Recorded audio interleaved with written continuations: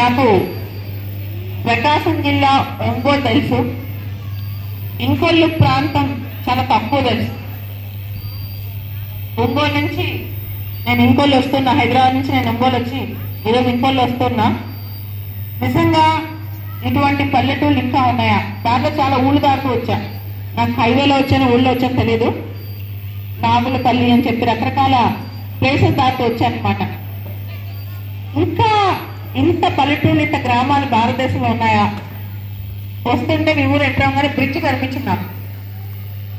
మా కార్లో ఇది బ్రిడ్జ్ అన్నారు. బ్రిడ్జ్ అంటే ఇలా ఉంటుందో నాకు తెలియదు.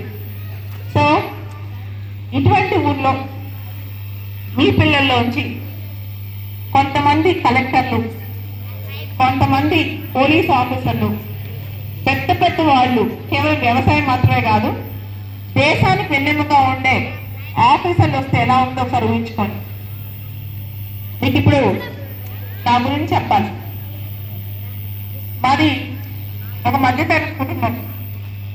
మా నాన్నగారు న్యూస్ పేపర్లో పనిచేసేవాడు. మీకు తెలిసేవాడు, విలేకరులు ఆర్టికల్స్ రాసేవాడు.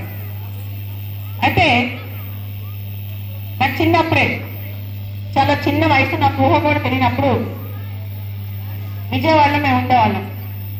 విజయవాడలో మా పేరెంట్స్ నాకు పోలియో డ్రాప్ వేయించారు. అది పనిచేయలేదు. పనిచేయక చాలా కష్టాలు పెట్టారు మా అమ్మ మా నాన్న. ఎన్ని ప్లేసెస్ తిప్పారంటే, ఆడపిల్ల కదా ఎంతో కొంత నడిస్తే బాగుంటుంది ఆ భవిష్యత్తు అని చెప్పి చాలా హాస్పిటల్ తీసుకెళ్లారు. కానీ పనిచేయలేదు ఎక్కడ. నాకు అనిపించింది, నేను 10th క్లాస్, ఇంటర్మీడియట్, గ్రాడ్యుయేషన్ ఇవి చదివేటప్పుడు మామూలుగా ఇలాంటి స్కూల్ కూడా నేను వెళ్ళే అవకాశం దొరకలేదు. చాలా వరకు ప్రైవేట్గా రాసి పాస్ అయిపోయాను. పెద్ద చదువుకుని రాదు నాకు చిన్నప్పుడు.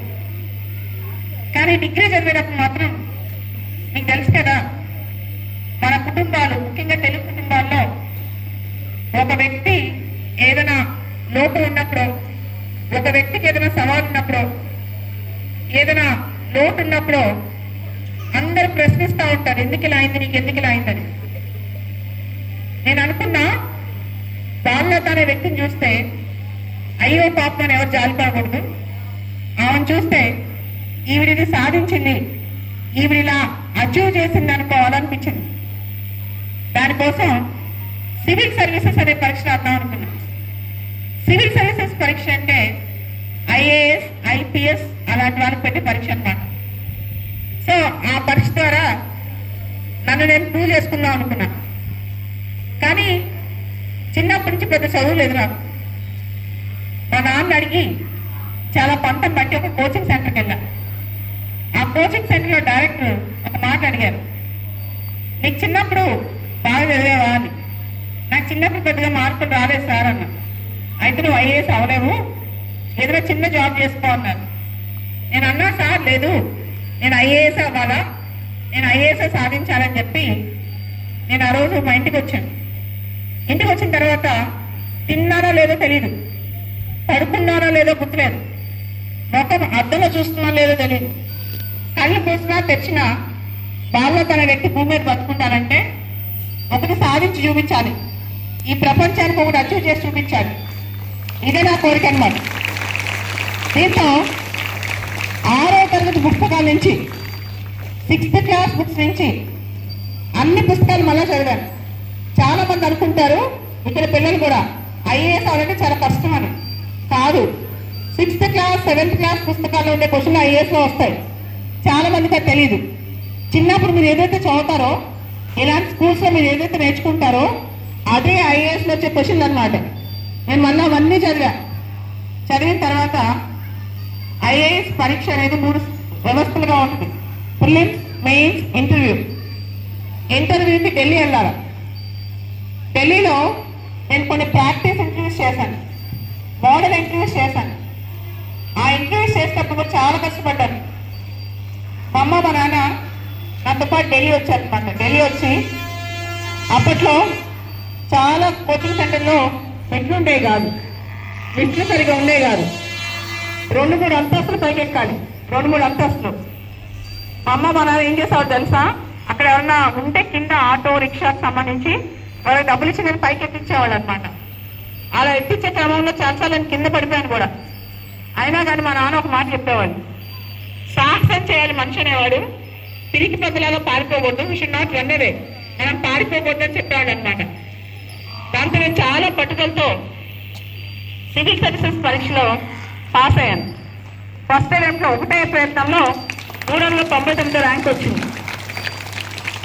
అయితే ఇక్కడ మీరు అనుకోవచ్చు, మన ఊళ్ళ నుంచి పిల్లలు పెద్దోళ్ళు అవుతారా, మన ఊళ్ళ నుంచి పిల్లలు పాస్ అవుతారా, వాళ్ళు కలెక్టర్లు అవ్వగలరా అని. నేను ఖచ్చితంగా చెప్పగలను, మన ఊళ్ళ నుంచి, మన ప్రాంతాల నుంచి, మన ప్లేసెస్ నుంచి మన పిల్లలు అవుతారు. మనం చిన్నప్పటి నుంచే వాళ్ళని ట్యూన్ చేయాలి. అసలు నాకు రాగానే ఆశ్చర్యం అనిపించింది పిల్లల్ని చూసి. నేను వెంటనే విజయభాస్కర్ గారిని అడిగాను, ఇక్కడ ఈ పిల్లల కోసం నన్ను పిలిచారు మీరు, వీళ్ళకి ఏం కావాలి అని. ఆయన ఒక మాట చెప్పారు, మా పిల్లలు బాగా చదువుతారు, వాళ్ళకి పరీక్షల దగ్గరకు వస్తున్నాయి, వాళ్ళు చాలా మంది పెద్ద ఆఫీసులు అవ్వాలని కోరిక, చాలా మంది పల్లెటూరు నుంచి వస్తారు, వాళ్ళని కలెక్టర్ చేయాలనే ఉద్దేశంతో కోరిక అని చెప్పారు.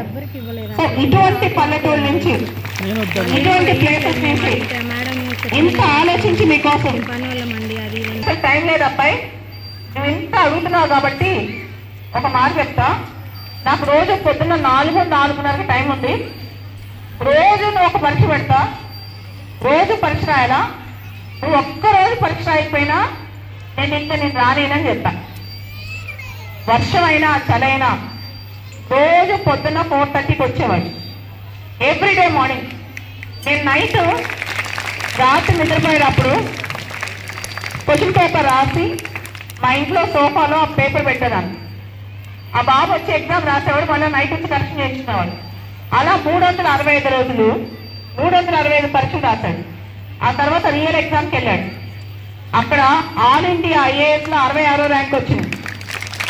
66వ ర్యాంక్ వచ్చి కేరళ కేడర్ ఐఏఎస్ అయ్యాడు. మీరు వినే ఉంటారు, ఒక 7 సంవత్సరాల క్రితం కేరళలో వరదలు వచ్చాయి, చాలా ఫ్లడ్స్ వచ్చాయి. అప్పుడు ఒక తెలుగు అబ్బాయి టీవీలో చూపిస్తున్నారనమాట, కృష్ణతేజ అని ఒక తెలుగు అబ్బాయి వరదల్లో అల్లపూరి జిల్లాని దాదాపు 2 లక్షల మందిని కాపాడాడని చెప్పి టీవీలో చూపిస్తున్నారు. వెంటనే ఫోన్ చేశారు, నాకు చాలా హ్యాపీ అనిపించి ఫోన్ చేశాను అనమాట. I'm really proud of you Teja అంటే ఏమన్నాడు తెలుసా, ఐఎమ్ ఏ స్టూడెంట్ మ్యామ్ అన్నాడు. నేను ఈ స్టూడెంట్ ని అన్నాడు. అంటే మీ టీచర్స్ కానీ, మీ చదువుకున్న స్కూల్ కానీ మీరు ఏం తినిపిస్తే హ్యాపీ ఫీల్ అవుతారు చెప్పండి.